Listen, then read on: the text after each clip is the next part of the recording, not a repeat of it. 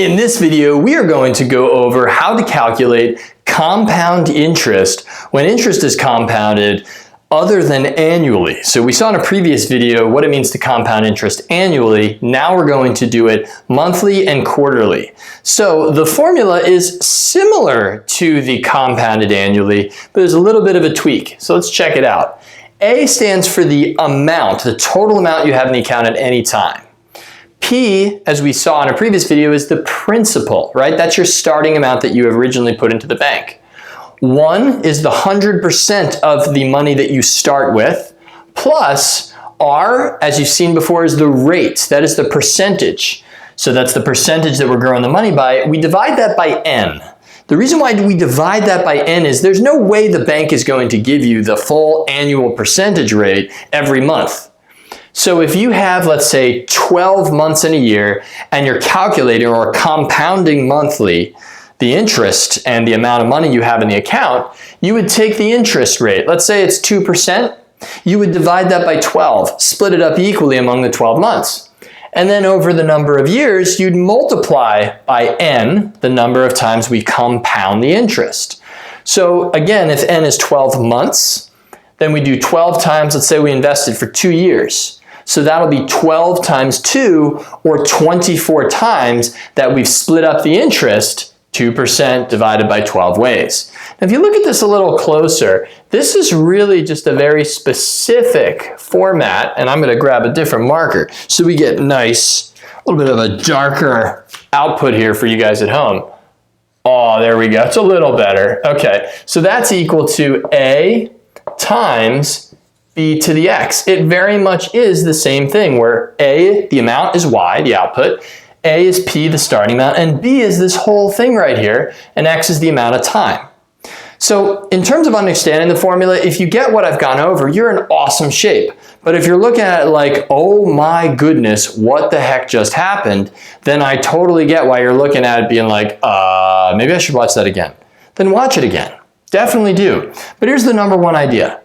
It's a function, it's a simple formula, and it is exponential growth because we're repeatedly multiplying by a number. So what I'm going to do in this lesson is I'm just going to set up everything for the word problem. Then I'll come back to you and calculate it in the calculator. I'd rather you practice plugging it in than get focused on what the numbers are. So first things first, we're going to calculate things monthly. How many times or how many months are there in a year? Well, that would be 12 times. So right away, before I even read the word problem, I know it's N equals 12. Let's take a look at the word problem. It says you deposit $2,000 into an account. So that right there is your principal. That's your starting amount. So I'm just going to kind of list out the information. P equals 2,000. And that earns 1.25% annual interest. There's your rate. So R is not the percentage, right? It's the decimal version of the percentage. That would be 0.0125 or 0.125 or 1.25%. How much is in the account after 15 years when interest is compounded? And we're going to do monthly first. So that would be T.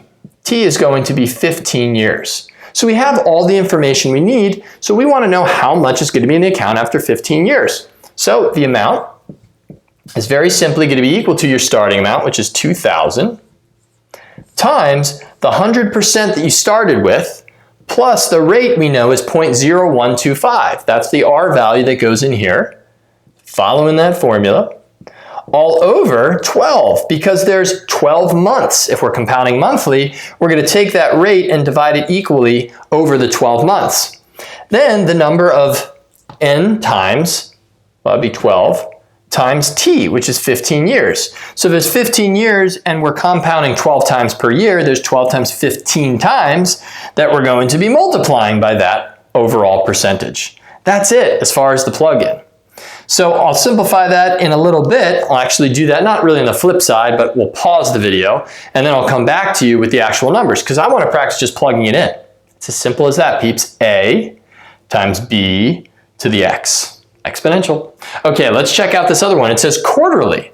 Well, if you're doing it quarterly, all the same numbers still remain except the N value. Right, if we're doing things quarterly, how many quarters are there in a year? 4, right? Quarter, 1/4 of a year. So 4 times we're going to compound things. However, P remains at 2,000, That doesn't change.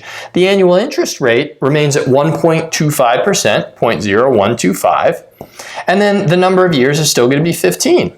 So when we plug everything into this, it's going to be very similar to the expression. The only difference, the number of times we compound it. So the amount A is going to be equal to 2,000 times, and now this is going to be, and I'll flip over to this side, 1 plus still the R value, I'm using this formula right here, 0.0125, but now we're dividing it into quarters. So we're going to split that evenly 4 times, and even though there's 15 years, that's the T value, we've got an N value now of 4. So if we are compounding interest 4 times over 15 years, 4 times each year times 15, that's fewer times we're going to compound it, but the amount we're compounding is a higher percent. And that's it. So I'm going to disappear for a second, and when I come back, oh yes, I will have for you what those decimals are equal to. But the importance here, folks, is that you recognize that all we did is use this formula, which is a special version of the starting amount A, 2,000 in this case, the 100%, right, because we're growing, plus the amount that we grow by and the number of times that we're doing that growth. Very similar to growth. In fact, well, it is growth. See you in a couple of seconds, maybe not even with the calculation.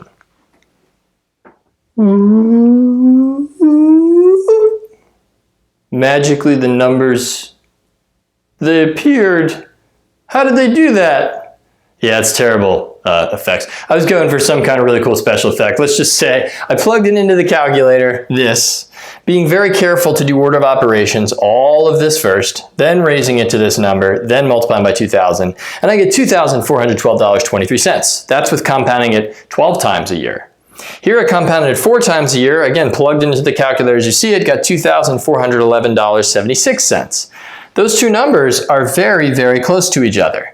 This one's slightly higher, we compounded it slightly more even though we compounded a little bit less. A lot to think about. Bottom line, it's a function. You could plug in the numbers and you can rip and roll with it, or you can even understand it a little bit farther. It's completely up to you how deep you want to go with it. I love going deep with this stuff.